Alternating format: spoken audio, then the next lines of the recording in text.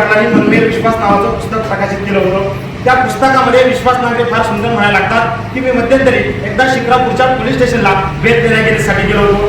भेट दिल्यानंतर तिथे एक महिला आणि एक मुलगी जोरदार कसा रडत होती। त्यावेळी विश्वास नांगरे पाटलांनी तिथल्या पोलिसांना विचारलं की बाबा या महिलेची तक्रार नेमकी काय आहे। त्यावेळेस ते पोलीस सांगायला लागतात की या महिलेच्या नवऱ्याने तिला मारझोड केली आणि नवऱ्याची तक्रार घेऊन ती पोलीस स्टेशनमध्ये आली आहे। तसे विश्वास नांगरे पाटील त्या महिलेच्या जवळ जातात आणि विचारतात माऊली तुमची अडचण काय। ती माऊली काहीच बोलत नाही। विश्वास नांगरे पाटील पुन्हा एकदा विचारतात की माऊली नेमकी तुमची अडचण काय। त्यावेळेस तिच्या शेजारी असणारी मुलगी म्हणायला लागते की साहेब माझे वडील रोज दारू पिऊन येतात आणि ते माझ्या आईला मारझोड करतात। काल सुद्धा ते दारू पिऊन आले आणि माझ्या वडिला मारहाण करण्याचं काम केलं। त्यावेळेस विश्वास नांगरे पाटील सांगायला लागतात की त्या महिलेच्या घरी जा आणि तिथल्या त्याच्या नवऱ्याला अटक करा, त्याला तुरुंगात टाका आणि त्याला तुरुंगात टाकून त्याला कठोर शिक्षा करा। तसा कधी ना अडकळ बोलणारी ती महिला म्हणायला लागते साहेब माझा नवरा मारतोय तुम्हाला मारू द्या, त्याने मला घर खर्चासाठी पैसे दिले नाहीत तरी सुद्धा चालेल, फक्त माझा संसार करून देण्याचं काम करा। ज्यावेळेस एखादी महिला स्वतःवरती अन्याय अत्याचार होत असताना सुद्धा स्त्री सबलीकरणाची, स्त्री सक्षमीकरणाची, स्त्रियांच्या आव्हानाची आणि स्वतःच्या घराचा संसार शेवटच्या श्वासापर्यंत चालण्याचं आव्हान करण्याचं काम करायला ते अगदी त्याच आशयाचा विषय व्यासपीठावर उपाय। नमस्कार नाट्य बघते रसिक सुटतो मी सांकेतिक कोड क्रमांक 12 विषय होते आजच्या स्त्री पुढील आव्हाने।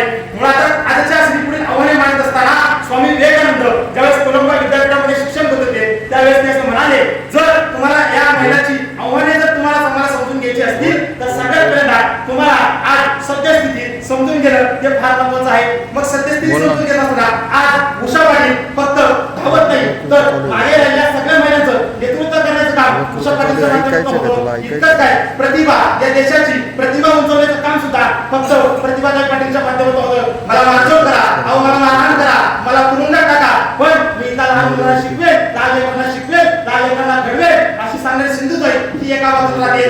कल्पना आकाशामध्ये जाते आणि ज्या देशाच्या कल्पना किती मोठ्या प्रमाणात विस्तारल्या जातात हे सांगण्याचं काम कल्पना आहे। तर कल्पना आहे ते तुम्हाला आम्हाला पाहायला मिळतात। मग ज्यावेळेस 8 मार्च जागतिक महिला दिनाच्या निमित्तानं आम्ही त्यावेळेस महिलांना अगदी बदलापूर पासून तर सीएसटी पर्यंत इथल्या रेल्वेचं व्यवस्थापन हे महिलांच्या हातामध्ये गेलं पाहिजे असं सांगण्याचं काम या समाज व्यवस्थेने केलेलं तुम्हाला आम्हाला पाहिलं तर मला उद्ध्वस्त झालंय असं म्हणणाऱ्या मल्लिका शेख ती व्यक्त होताना तुम्हाला आम्हाला मिळते। म्हणजे एकंदरीत मला सांगायचा मुद्दा एक आहे की आमच्या समाज व्यवस्थेमध्ये आजची स्त्री ही आपल्या नसून ती सबला आहे पण व्यवस्थेने तिला आपल्या बनवण्याचं काम केलं। मला सांगायचा मुद्दा आहे की ज्यावेळेस इथली महिला आपल्या महिला सबला होईल त्यावेळेस तुमचा माझा आणि या समाजाचा तबला झाल्याशिवाय राहणार नाही ही गोष्ट तुम्हाला आम्हाला समजून घेणं गरजेचं आहे। मग स्त्रियांच्या संदर्भानं त्यावेळेस प्रीती शिंदे नावाची कवी फार सुंदर म्हणा लागते की दारिद्र्य दिलेलं आमच्या डोक्यावरती बांधते, पोटासाठी नात्याच्या पायात घेऊन घुमते। सरकार म्हणते आमची महिला होती इथं सबला पण तिचा अजूनही पोटामध्ये तिच्यासाठी आहे पेटी आणि तबला अशी विधान परिस्थिती ती तुम्हाला आम्हाला आजच्या समाज व्यवस्थेमध्ये तुम्हाला आम्हाला पाहायला मिळते। बोलो म्हटल्यावरती ती मुलगी प्रत्यक्ष नाटक लागते अहो इथं नाट्याची पद्धत आणि माणसाची पद्धत दिली जात नाही की तो कोणत्या स्त्री सबलीकरणाच्या, स्त्री सक्षमीकरणाच्या आणि स्त्रियांच्या आव्हानाच्या बाता तुम्ही आणि मी मानव यावरती मला प्रश्नचिन्ह तुम्हाला आम्हाला उभं करणं गरजेचं ठरलं। ज्यावेळेस पंजाबचे साहित्यिक निर्जा असं म्हणायला लागते की माझ्या पतीच्या निधनानंतर मी माझ्या लेकीला न्याय देण्याचं काम केलं आहे तर कवी निर्जा असं म्हणतात की या देशातली स्त्री ही मकेच्या कन्सेसाठी आहे। तिला जर घरात ठेवलं तर उंदरा पुरण्याचं काम करतात, तिला बाहेर ठेवलं तर त्याच्यावरती कावळे टोचा मारण्याचं काम करतात। म्हणजे एकंदरीत आमची स्त्री ही सबलीकरणाच्या दिशेने वाटचाल करताना तुम्हाला आम्हाला दिसत नाही। पण आज आमची स्त्रियांपुढील आव्हाने विचार करायला असताना आजची स्त्री नेमकी जर आम्ही समजून गेलो आजही दुनियेकडे घरामध्ये जा, घरामध्ये गेल्यानंतर दरवाजा छोटा घरात विचारा घरात तुम्ही आहे का, घरात स्त्री उत्तर देते घरात कुणीच नाही। म्हणजे जी स्त्री घरामध्ये स्वतःचं अस्तित्व मान्य करत नाही ती स्त्री आज समाजामध्ये स्वतःचं काय अस्तित्व करणार यावरती सुद्धा परीक्षक होते भलं मोठं चिन्ह तुम्हाला आम्हाला उभं करलं फार महत्त्वाचं लागतं। स्त्रियांनी स्वतःचं अस्तित्व मान्य केलं या अर्थानं कोणी करत नाही। मग कोल्हापूरमध्ये मंदिर आहे आणि महालक्ष्मीच्या मंदिरामध्ये ज्यावेळेस 8 मार्चच्या निमित्तानं इथल्या मंदिराचं व्यवस्थापन हे महिलांनी केलं गेलं पाहिजे असं सांगण्यात आलं। त्यावेळेस त्या महिलांनी तिला आंदोलन करण्याचं काम केलं आणि आंदोलन केल्यानंतर त्याला सांगितलं की या महिलांना 4 दिवस मासिक पाळी येते आणि मासिक पाळी आल्यानंतर ते जर मंदिरात पूजा केलेली असतील तर इथं अंबिका मातेची बातमी होण्याचं काम सुद्धा या व्यवस्थेमध्ये होतं। म्हणजे आपली समाज व्यवस्था सुद्धा आज पुरुष संस्कृती ती तुम्हाला आम्हाला आजच्या स्त्रियांना मान्य करत नाही हे तुम्ही आधी समजून घेणं म्हणजे एकीकडे आज आम्ही देवीला शालू वाटायचं काम करतो, पण दुसऱ्या बाजूला स्त्रियांमध्ये शालू काढून तिच्यावर बलात्कार करण्याचं काम करतो.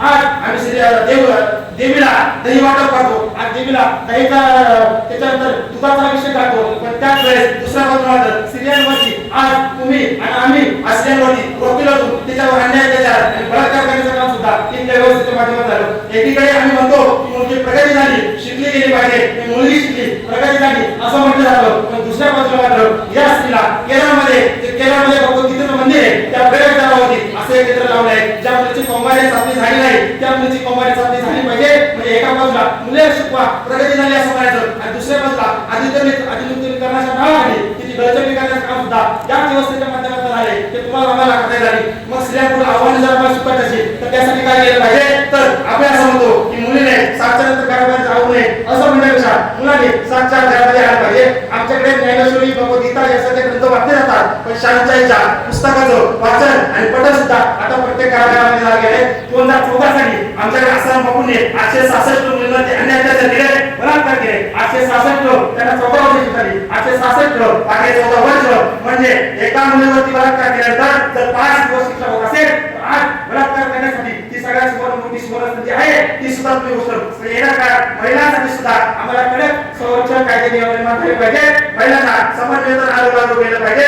महिलांना 1992 साली सुद्धा त्यांना राज्यसभा विधानसभामध्ये त्यांना 33% आरक्षण दिलं, जिल्हा परिषद पंचायत समितीमध्ये त्यांना 50% आरक्षण दिलं. परंतु येणार काळात स्त्रियांचे विचार तुम्ही सांगितले.